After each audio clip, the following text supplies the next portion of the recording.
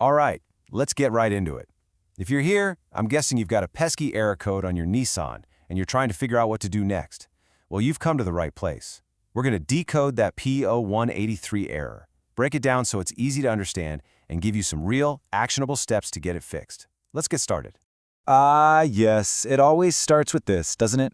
That dreaded glowing check engine light just staring at you from the dashboard. You know something's up, but what could it be?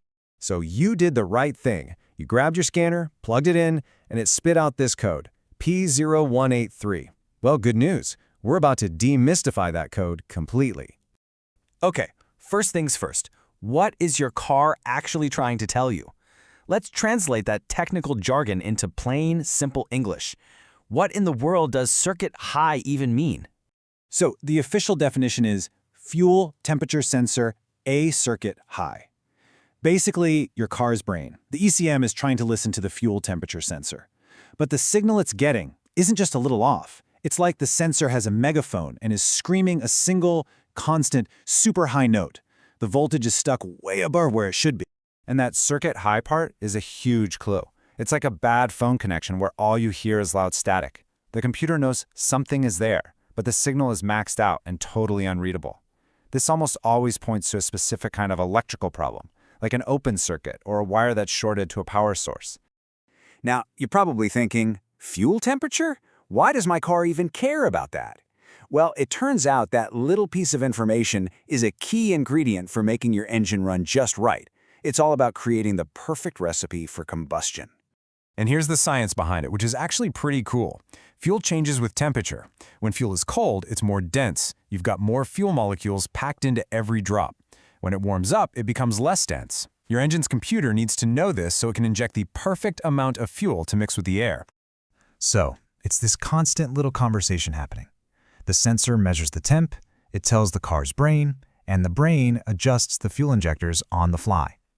When that conversation breaks down because of a bad signal, the computer is left guessing, and when it guesses, you can start to feel some real, noticeable problems. So what might you actually feel when you're driving? Well, besides that check engine light, you might find the car is hard to start, especially after it's already warmed up. Maybe it feels sluggish, like it's lost some power, or you notice you're filling up the tank more often. But here's the really tricky part. Sometimes you won't notice a single thing wrong with how it drives. All right, we know what the code means, and we know why it's important. So now it's time to put on our detective hats and figure out what's causing it. It usually boils down to a handful of usual suspects. Let's be real, 9 times out of 10, the problem is the fuel temperature sensor itself. It's just failed. That is by far the most common culprit. After that, you'll want to look at the wiring. Is it damaged? Is there a short? Maybe a bad ground connection, or some green, crusty corrosion on the connector pins. And way down the list, in very rare cases, it could be the car's computer, but please rule out everything else first.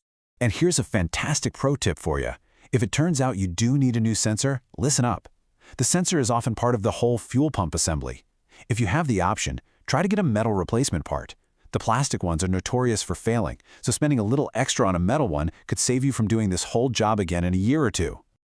Okay, now that we know what could be wrong, let's get a solid game plan together. It's time to go from detective to mechanic. With the right tools and a logical checklist, you can absolutely pinpoint the exact issue. Here's your plan of attack. Step 1. Start simple. Do a visual inspection. Just use your eyes. Look at the wires in the connector. See anything that looks frayed, melted, or corroded? Step 2. Use your scan tool again, but this time look at the live data. Is that fuel temp reading stuck on some crazy high number?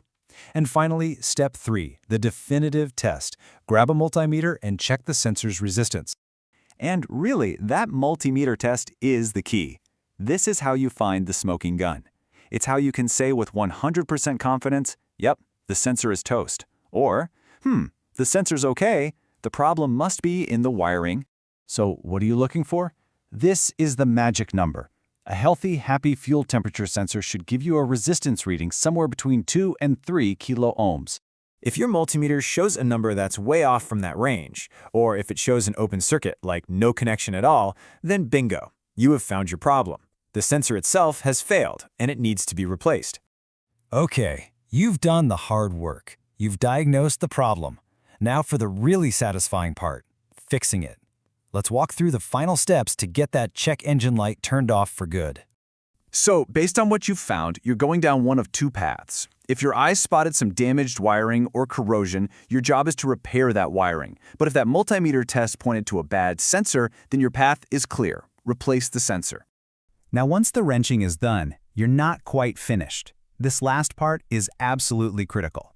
First, obviously, do the repair. Second, plug that scanner back in and clear the code from the computer's memory. And third, take your car for a nice test drive to make sure that light stays off and the problem is officially solved. And I cannot stress this enough. You have to clear the code. Just replacing the broken part won't make the light go away. The car's computer holds onto that fault code until you tell it, hey, we're all good now. You can forget about it. So there you have it, the P0183 code completely decoded. The mystery is gone, and you've got a clear path from diagnosis straight through to the fix. You've got the knowledge, you've got the checklist. Now you're ready to get out there and get that light turned off for good. You got this.